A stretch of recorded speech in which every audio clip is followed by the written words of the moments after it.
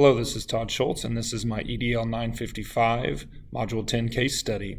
In looking at the case study, I first noticed that there was a little bit of information at the top that really didn't have much bearing on my decision making, such as how many library media specialists there were.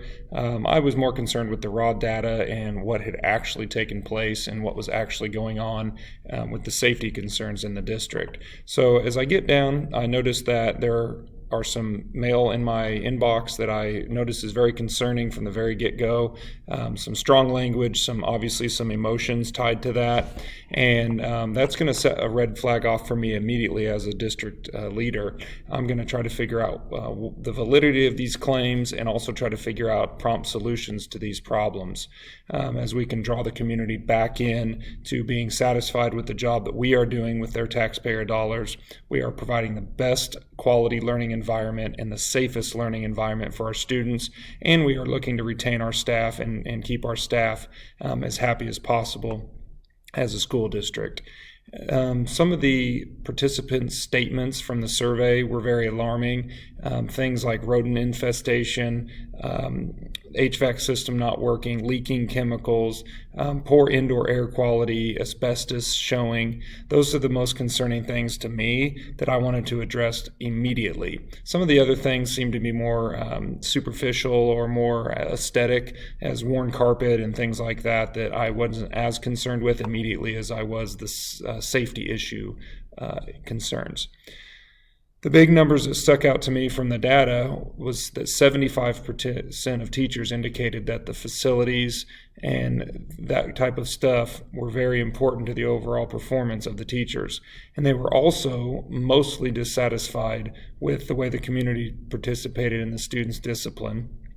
They were very, over 3/4 of them at least, were dissatisfied with the facilities and gave it a C or lower on a grading scale. And there was also a high percentage of staff members who felt their particular facility or the facility that is used for certain activities and classes in the school were inadequate for teaching children. So those again are huge red flags for me as a district leader coming in. What can I do to lower these data percentages to a manageable level? Because I do understand that you're always going to have people who are never happy regardless of what you do as a district leader. The health issues were very concerning to me, that they reported having adverse health experiences because of the school facilities, and that there were some respiratory problems and ear, nose, and throat problems that happened because of poor school facility maintenance. So I dove into this with the mindset that the student safety, staff safety was my top priority, and that the community, appeasing the community and bringing them back in the decision-making process, along with keeping staff happy on the aesthetic side of things, was important, but also was a secondary item. I noted that I understood all the major problems, and my solution was to immediately call a meeting with my buildings and grounds supervisor, set up a walkthrough for us to go through and see exactly what was going on in these facilities, see how much of these complaints were valid, and also then find out what we have to do to fix them. Bring in contractors, bring in community support members, bring in experts from the community, use as many resources locally as I have at my disposal. Once I can ascertain the answers to those questions, I decided that I would need to go sit down with my financial officer of the school district and have a very thorough go-through of the district finances to find out how much money is available for immediate use and how much money I can start to plan for future use for upkeep of the facilities. Some of the data points that I wanted to bring down and how I wanted to do that was pretty simple. If I know that 30% of my staff are having adverse health conditions due to the HVAC systems, filters, air output, indoor air quality sensors, those type of things are bad. If I totally renovate or totally refabricate, get that fixed, put in new equipment, bring it up to date, bring it up to code, I would think logically that number would decrease pretty rapidly. And I also know that 20% of my staff feel that they have lost instructional time due to issues with facility maintenance.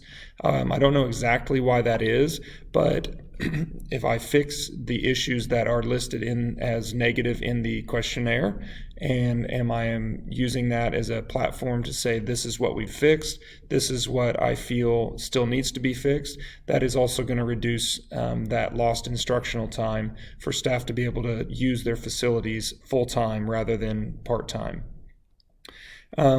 Again, my top priority was always student and staff safety, and I wanted to streamline the completion of these projects. So I was going to bring into the fold many community members, staff members, and other leadership positions to put together a group of people that could work together to get these things done as quickly as possible.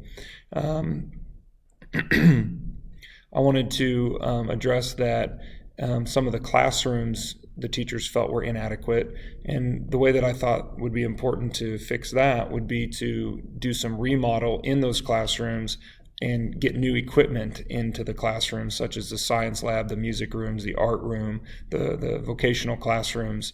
And if 60% of my teachers are dissatisfied and think those were inadequate before, with a remodel or complete renovation, and if money was available or bond was available to do an actual brand new building construction for those type of classrooms, I would think, again, that number would drastically decrease. Another big concern and reason to want to fix all these issues is safety being number one, but also staff retention and community pride. Those were two of the biggest things that I thought about along the way, also with safety of people using our facilities. I think that replacing and repainting and renewing the school aesthetically, along with behind the scenes with filters and HVAC, painting over asbestos, getting rid of asbestos, things that are dangerous, that can really develop a big sense of pride from the students, the school, staff members, and also the community at large. Then they're going to take pride in using our facilities in the future. Thank you, and I look forward to hearing your presentations.